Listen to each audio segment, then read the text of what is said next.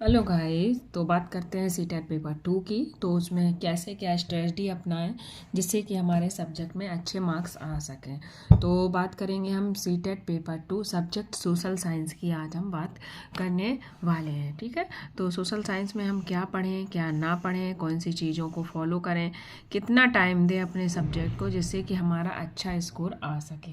तो आप सबको पता है सोशल साइंस में हमारी 3 चीज़ें आती हैं, सब्जेक्ट आते हैं। कौन कौन से? हमारी हिस्ट्री आएगी एंड पॉलिटी आएगी, फिर हमारी आपकी क्या आती है, ज्योग्राफी आती है। ठीक है, तो इनके लिए हमें क्या पढ़ना है क्या नहीं पढ़ना है। तो गाइस, मेरा सीधा साधा कहना ये है कि आप कहीं भी मत भटकें, चुपचाप मार्केट में जाके एनसीईआरटी उठा लाएं। अगर मार्केट नहीं जाना चाहते हैं तो ऑनलाइन कर दीजिए। ऑनलाइन नहीं जाना चाहते हैं, आपके पास कोई इकोनॉमिकल प्रॉब्लम है या कुछ है, तो आप ऑनलाइन आपको एनसीईआरटी की बुक्स मिल जाती है, हिंदी इंग्लिश दोनों में अवेलेबल है। तो आप ऑनलाइन पढ़ सकते हैं बुक्स को। ठीक है, तो आप ऑनलाइन भी एनसीईआरटी की बुक्स पढ़ सकते हैं। ठीक है, तो कैसे पढ़ना है क्या करना है इन सब पर मैं बात करने वाली हूँ। तो सबसे पहले मैं बात करूँगी कि एनसीईआरटी बुक्स। तो भाई साहब, एनसीईआरटी बुक्स आपको ज़रूर से पढ़नी है। कहाँ से कहाँ तक की पढ़नी है? आपको 6 to 8 तक की एनसीईआरटी रीड करनी है। ठीक है, ज़्यादा बड़ी एनसीईआरटी नहीं होती है, छोटी छोटी एनसीईआरटी होती हैं और आप जल्दी से कंप्लीट कर लोगे। बहुत ही फ्रेंडली बुक होती हैं, अच्छे से समझ में आ जाएंगी।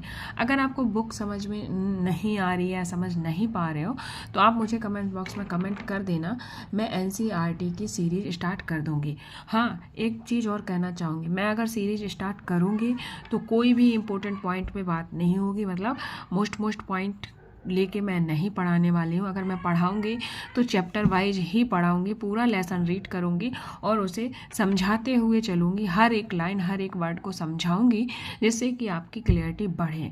और उसमें क्या है, इंपॉर्टेंट पॉइंट आप गाइस मत पढ़ना। अगर आप खुद भी पढ़ रहे हो तब भी आप इंपॉर्टेंट पॉइंट के पीछे मत जाना, क्योंकि एनसीईआरटी से क्वेश्चन पूछता है और क्या होता है, स्टेटमेंट वाले क्वेश्चन बहुत ज़्यादा बनते हैं।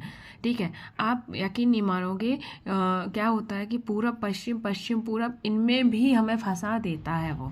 तो हमें एनसीईआरटी रीडिंग करनी होगी, मल्टीपल टाइम रीडिंग करनी होगी। हाँ, अगर आपको लेसन पढ़ने में कोई प्रॉब्लम हो रही है, समझ नहीं आ रहा है, अंडरस्टैंडिंग नहीं बन रही है, तो आप कमेंट कर देना, मैं एनसीईआरटी सीरीज स्टार्ट कर दूंगी। मुझे कोई भी पैसा नहीं चाहिए, मैं फ्री यूट्यूब पर एनसीईआरटी सीरीज आपके लिए स्टार्ट कर दूंगी। बाकी अगर नहीं है आपको प्रॉब्लम तो आप खुद से ही पढ़िए। अब बात करूँगी नोट्स कैसे बनाएं।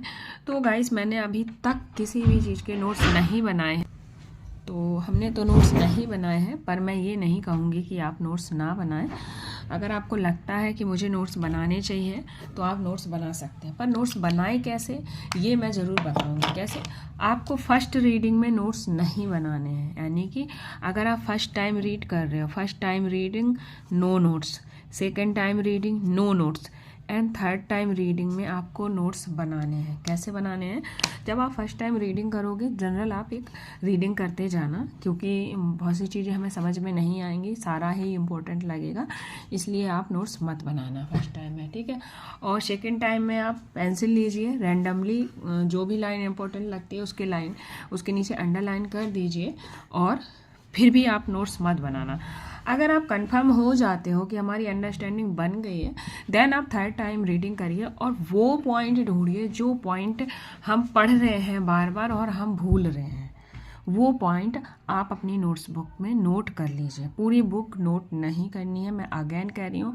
और हाँ, नोट्स बनाने के बाद आपको बुक रीडिंग नहीं छोड़नी है, बुक रीडिंग कंटिन्यू चलनी चाहिए आपके। ठीक है, तो इस तरह से आप नोट्स प्रिपेयर कर लेना। बस वो नोट्स क्या होंगे, जब मल्टीपल टाइम आप रिवीजन कर लोगे तो क्या पता आपको एग्जाम टाइम पे नोट्स पढ़ने की भी ज़रूरत ना पड़े, क्योंकि एनसीईआरटी हमारे माइंड में एकदम छप जाती है। ठीक है, तो एनसीईआरटी पर ही फोकस करें और कहीं मत जाएं।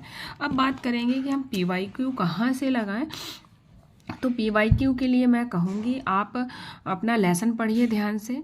देन आपको सनी सर हैं, टीचर्स अड्डा में पढ़ाते हैं, टीचर्स 24 अड्डा में पढ़ाते हैं Sunny sir, history by Sunny sir करके आप सर्च करोगे, एनसीईआरटी फिल्टर सीरीज, उन्होंने चैप्टर वाइज अपनी एनसीईआरटी सीरीज के पीवाईक्यू करवाए हैं। तो आप वहाँ से जाके पीवाईक्यू प्रैक्टिस कर सकते हैं अभी फ़िलहाल के लिए।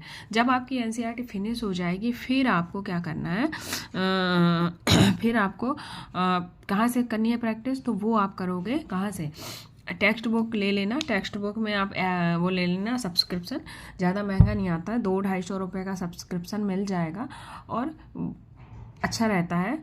तो वहाँ से आप अपनी प्रैक्टिस कर सकते हो। अगर कोई बुक्स लेनी हो तो आप बुक्स ले लेना। अब बात करेंगे टाइम की, तो टाइम तो आपको मैनेज करके चलना पड़ेगा।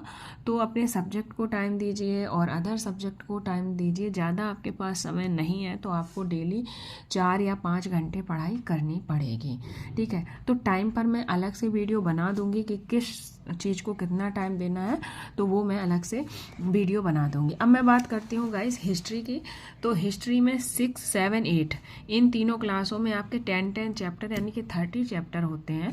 सेम पॉलिटी में क्या है, 8, 9, 15, तो पॉलिटी में ये चैप्टर है एंड ज्योग्राफी में ये है चैप्टर। ज़्यादा चैप्टर नहीं है, बस बहुत पतली सी एनसीईआरटी बुक्स होती है, बहुत जल्दी आप कवर कर लोगे।